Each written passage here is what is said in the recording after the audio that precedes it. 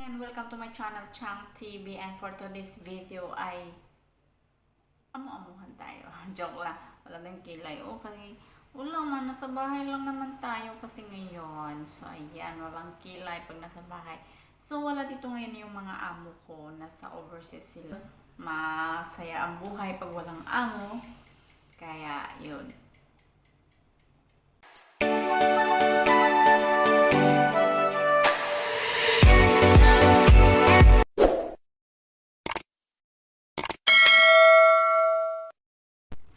Kahit po wala yung amo ko dito, may mga listahan siyang binibigay sa amin kung ano yung mga gagawin namin. So, ayan, nakalista yan. So, mayroon akong listahan, mayroon din kalistahan yung kasama ko.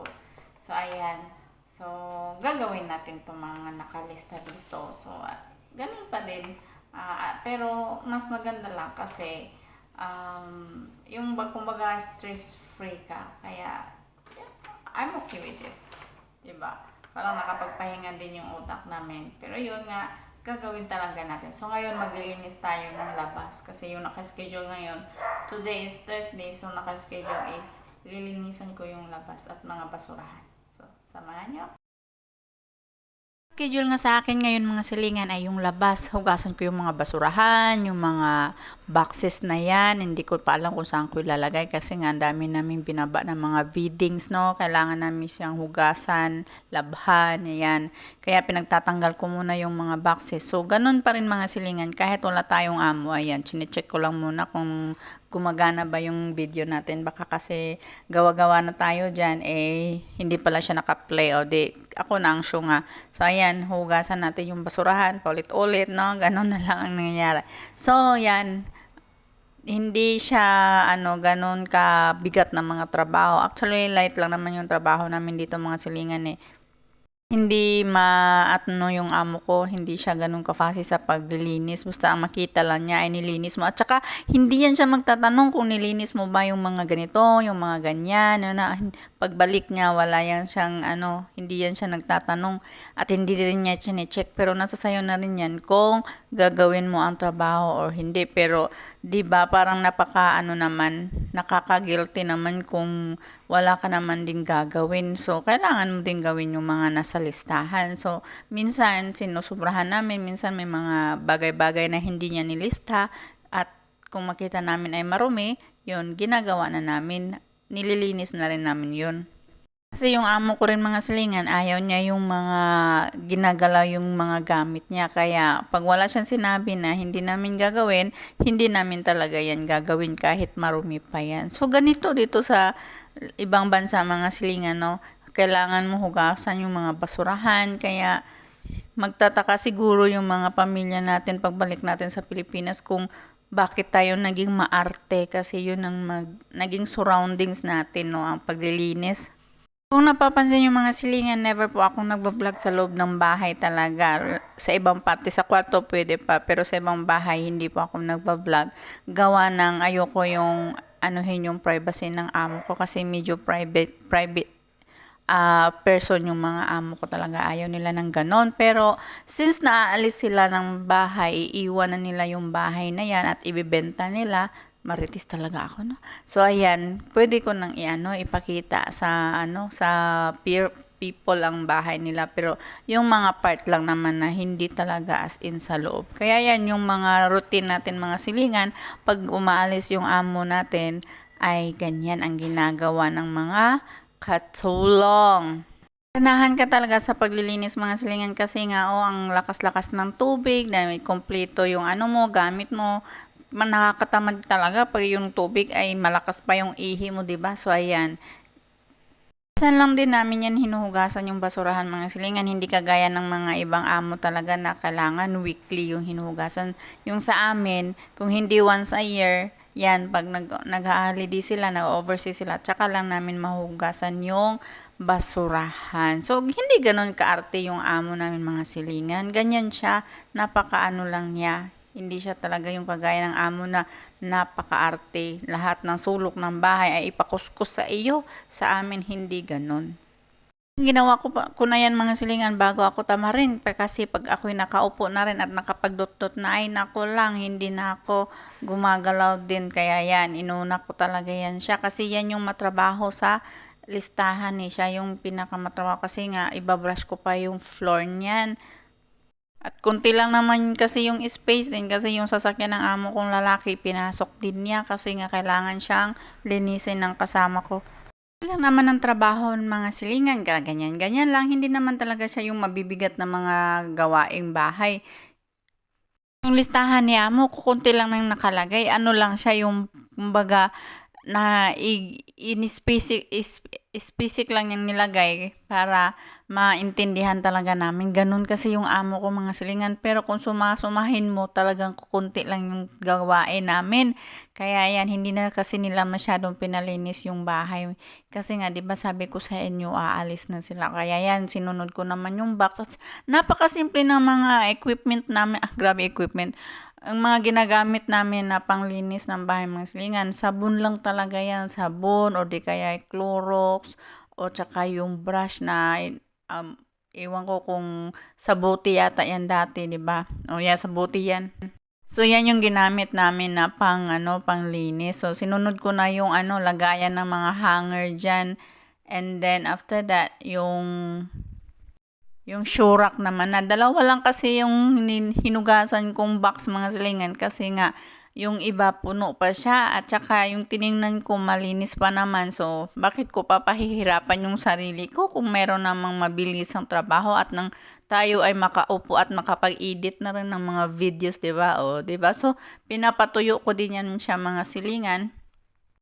Kailangan nating ipatuyo siya kaagad para mailagay na natin yung mga hanger sa loob para naman may makita tayong magandang view. So ayan, sinunod ko na yung Shora. O di ba? Napakasimple lang naman ng mga gawain. Pag brush lang, ayan, pa spray ng water at saka ang dali lang kasi nga ang lakas-lakas ng tubig. So hindi talaga nakakapagod magtrabaho ganyan nun. Tapos mag-music ka, ay sus, wow, ang gaganda lang, ay kaganda lang ng buhay, di ba? Pero kung may ganito lang sigurong trabaho sa Pilipinas mga silingan, nako, doon na rin ako mamasukan bilang katulong. Kaso nga lang yung mga katulong sa Pinas, yung sahod doon mababa din kasi kung ganito kalaki yung sahod natin sa Pinas, ay sa Pinas na lang ako mga tulong at nang makauwi ako araw-araw sa bahay. Kaso nga lang, kalayo-layo naman kasi ng sahod. Yung sahod natin dito, pang manager naman kasi sa Pilipinas din. Kaya tiis-tiis talaga. And for today mga silingan, yan lang yung ginawa ko talaga, Kasi nga, yun lang naman yung nasa listahan hindi. Nag-relax din ako kasi nga, kinabukasan, todo na naman yung trabaho natin. Kaya, ganun lang talaga. Sinunod ko na rin mga silingan yung parang Durabox ba yan? Yan yung lagayan namin ng hanger, lagayan namin ng mga cloth na pamuna sa paa, then lagayan namin ng sabon. So ayan, brush lang talaga mga siligan. Napakalight na trabaho, parang lang, kaya pang sayaw-sayawan. So ganun lang, 'di ba? So ayan, pa-brush lang ako, gamit pa din ng sabon at saka tubig. Ganun lang, walang eme-eme na mga panglinis na alam mo yung pang talagang linis na linis talaga. So, ganun kasimple. Paulit-ulit na naman ako kasi. Wala na kasi ako masabi mga silingan, 'di ba? Noon ang buhay OFW mga silingan. 'Di ba? Nakita lang nila sa mga picture na masaya, sa picture sa mga video na kumakain, sa mga na nagpasyal-pasyal. So ayan yung mga behind the scene natin diyan, yung buhay talaga namin sa loob ng bahay. Yan, yung trabaho talaga, makaupo ka lang kung kumain, tumae, umihi, at saka maglaba. Yun lang ang upo namin pag nandyan yung amo. Kaya pag wala din yung amo, kaya doon din kami bumabanat. So ngayon, tapos na ako doon. So sinunod ko na yung floor. Brush ko na yung floor. So ginamit ko mga silingan is as usual, sabon panlaba at nilagyan ko ng konting bleach para naman matanggal yung molds kasi dyan ako naglalaba talaga. May mga kasing damit na kailangan kong i-hand wash. Kaya hindi siya pwedeng ipasok sa washing machine.